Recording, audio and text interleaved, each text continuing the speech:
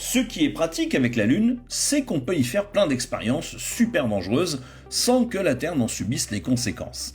Et c'est à ce moment de ma phrase que l'on sait que cela va partir en vrille. Surtout quand le centre de recherche lunaire, abritant également des robots, ne répond plus. On y envoie alors une équipe d'astronautes ingénieurs, tout se passe mal comme prévu, et notre dernier survivant devra alors coopérer avec une mignonne petite Pragmata, autrement dit, une petite fille androïde qu'il nommera Diana. Bon, passons les évidences d'usage, oui, le jeu est beau, très beau, la direction artistique est un superbe mélange entre design baroque, élégant, et une véracité visuelle dans la description d'un monde futuriste colossal. Voir les imprimantes géantes de la base lunaire reproduire tant bien que mal un New York buggé est un vrai régal pour les yeux tout en garantissant une variété d'environnements séduisantes. Les personnages délivrent leur dose d'émotion et on ne compte plus les bassines remplies de larmes de joueurs s'étant littéralement vidés de leurs âmes lors de la fin de l'histoire. Les phases de shoot mélangeant puzzle games et action pure sont relativement faciles à prendre en main et la jouabilité est plus axée sur l'utilisation de la manette. Même si pour ma part j'ai joué avec le clavier et la souris. Bon, alors c'est sûr c'est moins pratique pour les puzzle games, mais c'est plus efficace pour la gestion de la caméra, donc c'est un choix personnel. La courbe de difficulté est plutôt bien gérée et la frustration de la défaite n'est pas franchement ennuyante mais plutôt galvanisante. Alors justement, si le gameplay ne pose pas de soucis en soi, c'est son application dans la narration qui m'a un peu déstabilisé au début. Je suis un habitué aux jeux indépendants et surtout aux jeux des pays de l'Est, comme la saga Metro, que je vous conseille fortement. Et la logique narrative appliquée à leur gameplay est globalement la suivante. Vous parcourez des niveaux en ligne droite, parfois ces niveaux sont plus ou moins ouverts, mais en gros vous avancez d'un point A à un point B, et ensuite à un point C, et ainsi de suite. Quand vous échouez, mourrez lors d'une phase de jeu, on vous renvoie à une sauvegarde précédente comme si vous remontiez le temps. Et surtout, vous revenez à l'endroit même de votre dernière sauvegarde. Pragmata agit différemment. Comme pour certains jeux, vous avez droit à un hub central, une sorte de refuge où vous pouvez revenir à tout moment pour recharger vos batteries, refaire le plein de munitions, améliorer vos équipements et ainsi de suite. Cependant, lorsque vous mourrez dans une phase de jeu de Pragmata, vous ne revenez pas à un point de sauvegarde précédent. Et non, vous revenez directement au hub.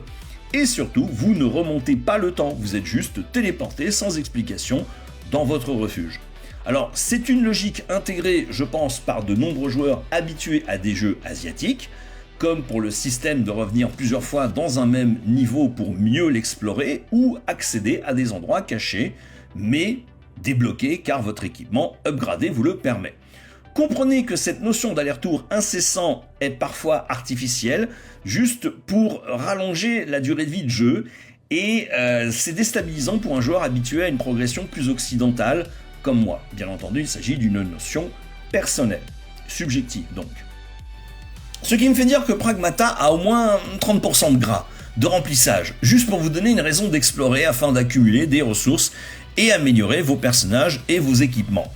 Encore une fois, cette logique semble acquise pour les habitués du genre, mais me concernant, cela m'a sorti plusieurs fois du jeu et de son histoire, jouant constamment avec ma suspension consentie d'incrédulité. Alors, la suspension consentie d'incrédulité, c'est une sorte de contrat passé entre une œuvre et son spectateur, ou joueur si vous préférez, et qui explique la logique d'un univers tout en promettant de le respecter. Ce qui fait que, par exemple, dans Le Seigneur des Anneaux, voilà, vous ne pouvez pas faire intervenir des aliens à la fin de l'histoire sous prétexte que c'est de la fantaisie. Non, là on confond littéralement l'originalité avec le n'importe quoi.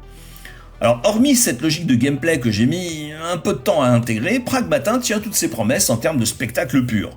Surtout lors de la gigantesque scène finale qui témoigne encore une fois du côté over the top des créateurs nippons. L'un d'eux est d'ailleurs au passage le célèbre Shoji Kawamori, le créateur de la mythique saga animée Macross, alors connu chez nous sous le nom de Robotech. Je sais que les fans ne vont pas vraiment apprécier, donc on va rester sur Macross. Son expertise dans les mechas et les décors de science-fiction crédibles réussit à donner un sentiment de modernisme, mais tenté d'une vibe années 80 qui fait encore mouche encore aujourd'hui. Loin d'être un énième shooter classique, on saluera encore une fois Capcom pour son expertise à mélanger des recettes vieilles comme le monde avec des innovations de gameplay fun et surtout accessibles. À une époque où le remake est la nouvelle religion des actionnaires des studios, Capcom réussit à garder un savant équilibre entre savoir-faire et innovation, sans pour autant verser dans la nostalgie racoleuse, mais plutôt comme si vous redécouvriez une marque de bonbons des années plus tard, mais avec des nouveaux délicieux parfums en prime. Ou quand le cliché nippon de la belle alliance entre tradition et modernité est tout simplement de bonne aloi.